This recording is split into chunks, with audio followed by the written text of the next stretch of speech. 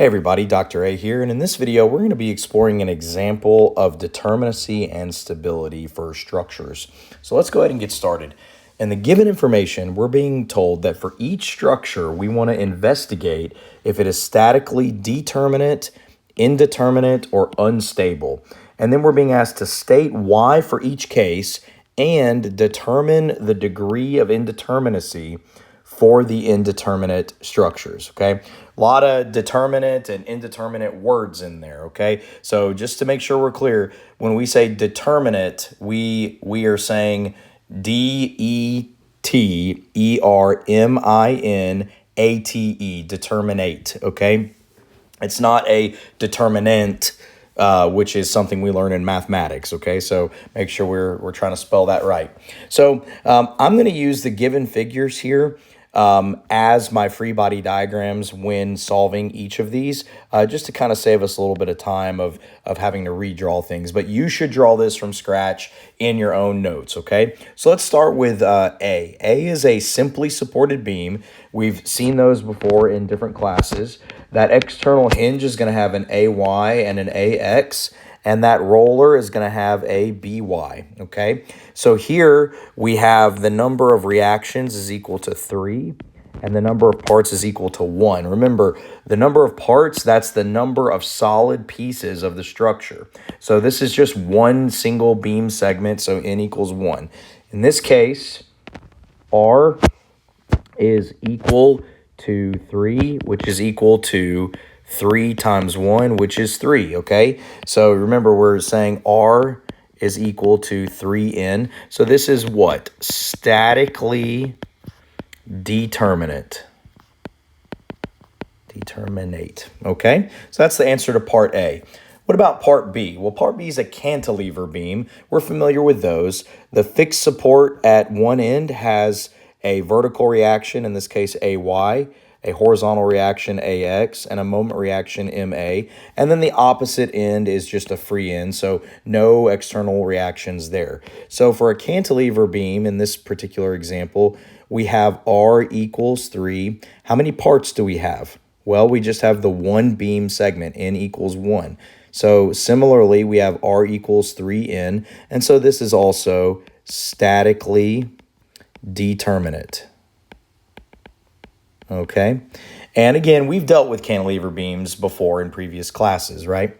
All right, what about C? Well, we actually saw this beam C in our background video. This is a single beam segment supported by 2 rollers, all right? So these rollers have these normal forces develop, AY and BY, okay? So here, R is going to be 2. It's just those 2 vertical reactions, and N is the single beam segment, N equals 1 here. So in this case, what's going on? Well, R is actually going to be less than 3N, right? R is 2, and then 3 times 1 is 3. So this is a what? Unstable system, okay? It's also going to be unstable because these vertical reactions create a parallel reaction system, which also is a form of instability. And again, we saw this in the previous background video that we have on this material. What about part D? Well, this is what's called a propped cantilever beam. So you have the fixed connection on the left side that's got an AY, an AX, and an MA. And then you have the roller at the right end, which has a BY. So here, what are the number of reactions? Well, here R is equal to 4, right? We've got the 3 reactions at the fixed connection, the 1 reaction at the roller, and then number of parts is equal to 1. So here, R is bigger than 3N, okay? Specifically, if I write this out, R is equal to 4, and that's going to be bigger than 3 times 1, which is equal to 3. So this is statically indeterminate, and the degree of indeterminacy is 1 degree. How do I know that? Well, to get the degree of indeterminacy, I take R minus 3N. So I say 4 minus 3 is 1, okay? So all right, statically, I'm going to abbreviate that, INDET, okay? Let's keep rolling. So part E here, we have a propped cantilever beam that has an internal hinge. We would sometimes call this a compound beam. So anytime you see a beam with an internal hinge, we would collectively call those situations compound beams, okay? So here I'm going to do a little bit of extra drawing of my free body diagram.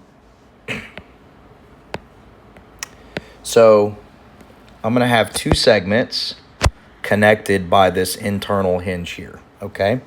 And so at A, of course, well, let's color code a little bit better. Let's use green since we've been using green. I've got an AY, I've got an AX, and I have an MA. What about at that internal hinge? Well, internal hinges develop two forces that are equal in magnitude and opposite in direction. So I have a BX and a BY that develops, but on each side of the hinge, these forces are pointing opposite with respect to one another. And then at C, I have a CY there.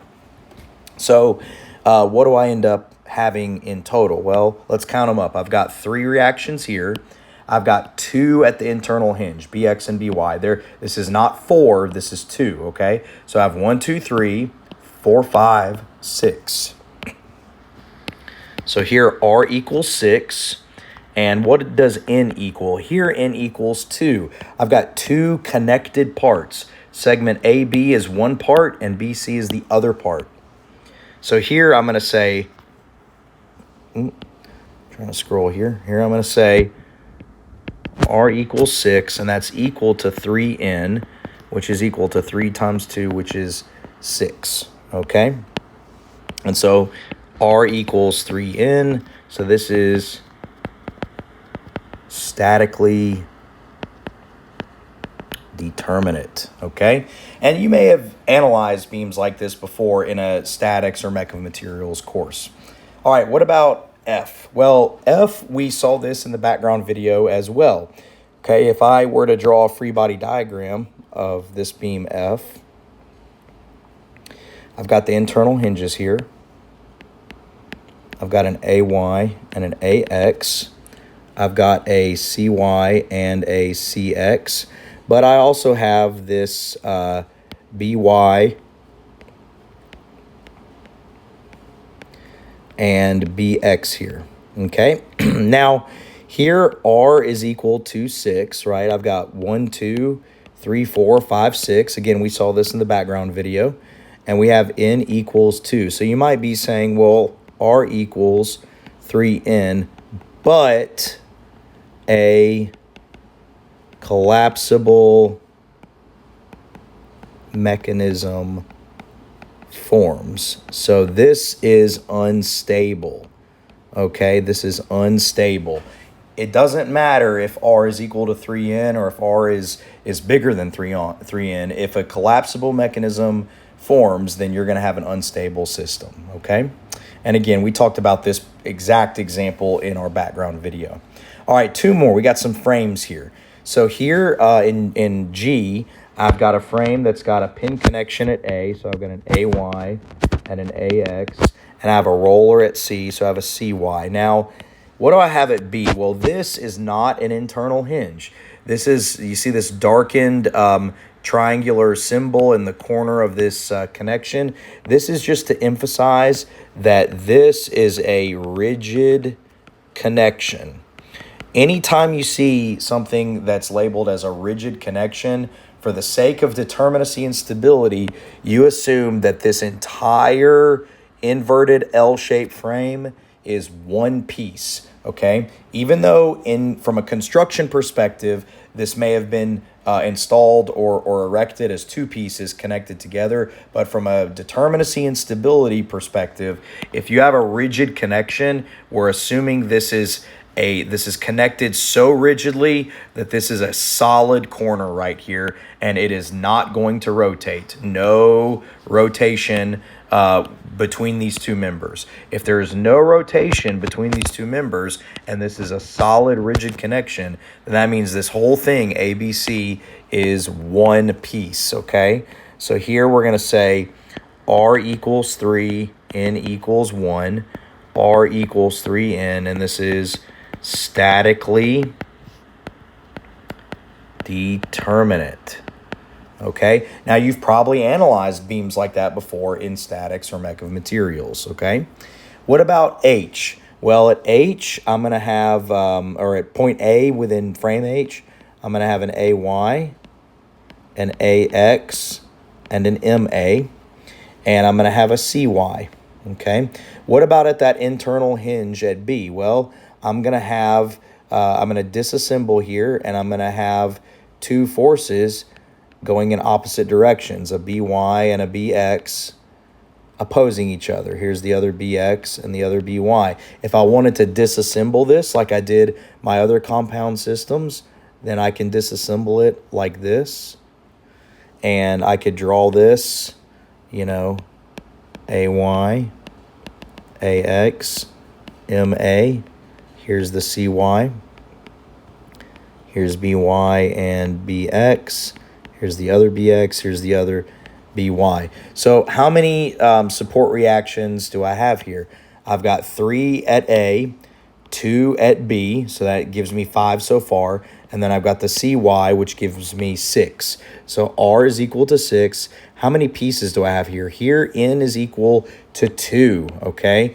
How do I know that? Well, again, you have this, this internal hinge here. You have this internal hinge here that is connecting each of these two members together. So you have two members that are connected, but they can rotate independently of one another at that hinge B. So you count that as 2 different pieces. N equals 2. So in this case, R is equal to 3N, and this is statically determinate. Okay? And that's the answer, and you could box in all those answers as well. So that concludes this example of helping us learn how to recognize and identify statically determinate, indeterminate, and unstable simple structural systems. If you found this helpful, please hit like and subscribe, and be on the lookout for other content like this. Thanks for watching.